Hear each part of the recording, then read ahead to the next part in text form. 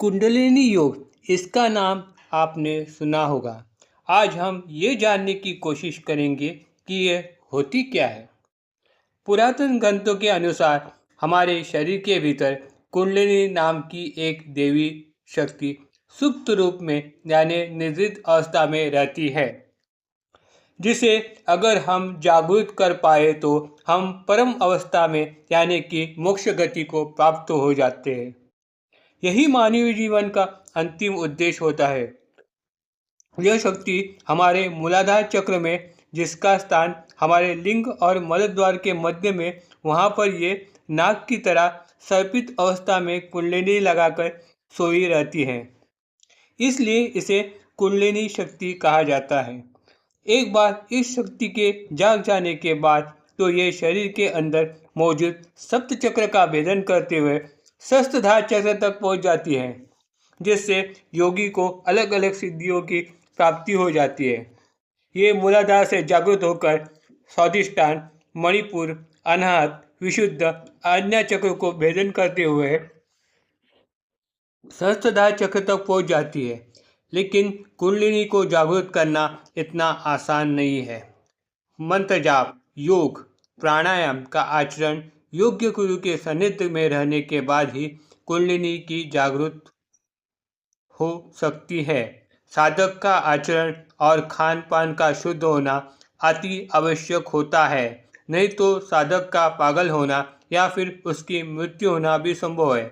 इस बारे में अपने एक भक्त से साई को पूछे जाने पर, अरे यह तो खय में कूदने की कोशिश है, यानी ऊंची पहाड़ी से जैसे जानलेवा बात है, ऐसा साई द्वारा कहा गया था।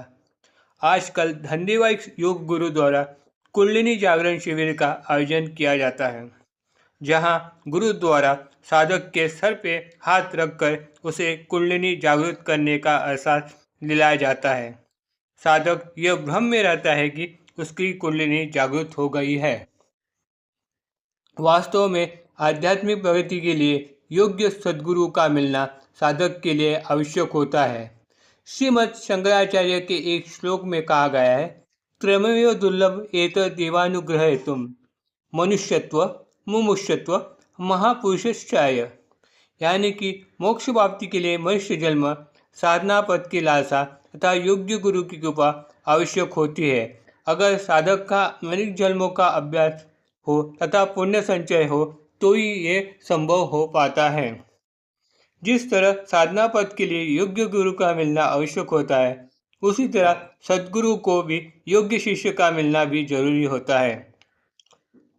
बाबा का यह कहना था कि मेरा खजाना तो अपार है और मेरी तो यही इच्छा है कि यह खजाना हर कोई भर भर के लेके जाए, लेकिन कोई कोशिश भी नहीं करता। बाबा का खजाना यानी कि भक्तों को मोक्ष पद ले जाने की उनकी आध्यात्मिक क्षमता से ही है। बाबा ने अवतार काल में किसी भक्त को घर संसार छोड़कर संन्यास लेने की सलाह कभी नहीं दी, बल्कि वह अपने भक्तों को पोथी वाचन, ईश्वर के नाम का जाप करने की, ईश्वर भक्ति की सलाह देते थे, जिससे भक्त की आध्यात्मिकता की तरफ रुझान होकर वो मोक्ष पद पर चलने की काबिलियत हासिल कर सके। इस बारे में साई चरित्रकार हेमांड पंत कहते हैं, भला कोई रेशम धोती पहनकर या चंदन का तिला लगाकर संत बन पाया है? इसके लिए तो हड्डियों का भस्म बनाना पड़ता है, यानी कि ढेरों कष्ट सहने पड़ते हैं। दृढ़ और निरंतर अभ्यास साधना से ही यह संभव है। साईं बाबा का भी अपने भक्तों को यही कहना था कि तुम निरंतर कोशिश करो और फल की इच्छा त्याग दो। मैं तुम्हारे सहायता के लिए निरंतर तुम्हारे पीछे ही खड़ा रहूँगा। इस बात का प्रत्यय आज भी सच्चे भक्तों को आता है।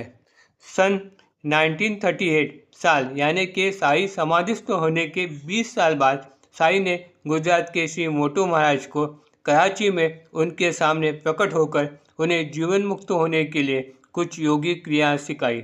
श्री मोटू महाराज आजकल की गुजरात के महान संत माने जाते हैं। वो अपने जीवन चरित्र में कहते हैं, Sai Baba given final touch to my spiritual program. भक्त का भाव ही उसे भवसागर पार करने के लिए काफ़ी होता है, लेकिन जरूरत होती है उसकी गुरु के प्रति निष्ठा भाव तथा सबूरी की। भाव रहा जिसके मन का जैसा, रूप हुआ मेरा वैसा, ऐसा साई का अपने भक्तों से कहना था। अंत जैसी मति वैसी उसकी गति।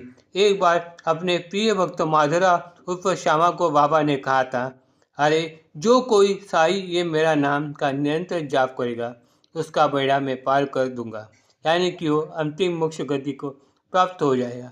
अंत में निकला ये परिणाम, साई से बड़ा साई का नाम। ओम साई राम।